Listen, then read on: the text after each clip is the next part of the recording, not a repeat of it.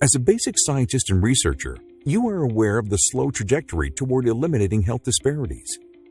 Building long-term mutually beneficial relationships with the community is essential for optimal impact and dissemination of research and science at an accelerated pace that is relevant to the lived reality and context of the communities in the Massey catchment area. Scientists have an extremely important role in accelerating the pace of impactful discoveries. How can you make a difference? In addition to your bench-to-bedside excellence, it is essential that you translate your research so that communities can understand complex cancer discoveries and can become engaged and invested in the entire translational research continuum. What are the benefits of this communication? For scientists like you, it facilitates exposure to new areas of knowledge and produces socially responsible and community beneficial knowledge. It also increases multidisciplinary research and team science, which must include community stakeholders in meaningful roles.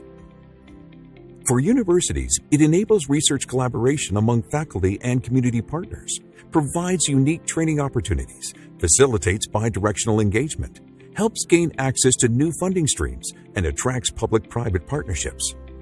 Most importantly, for communities, these interactions contribute to two-way knowledge production, develop more trusting relationships with the scientific community, and ultimately improves the quality and implementation of scientific discoveries.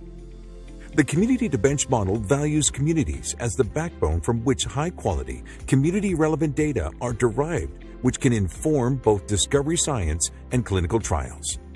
To operationalize the community-to-bench model, let us focus on bidirectional community engagement.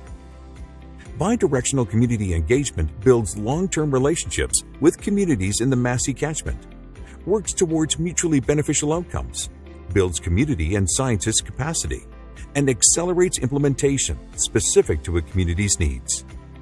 Now let's take a look at what is community inreach.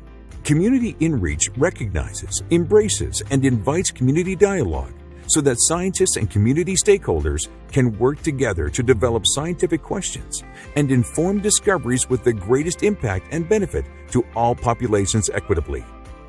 Now that you know about the community-to-bench model and community inreach, it is essential to be aware of some of the concerns of community members when it comes to scientists and their community engagement efforts. Lack of trust between scientists and community researchers is a big barrier.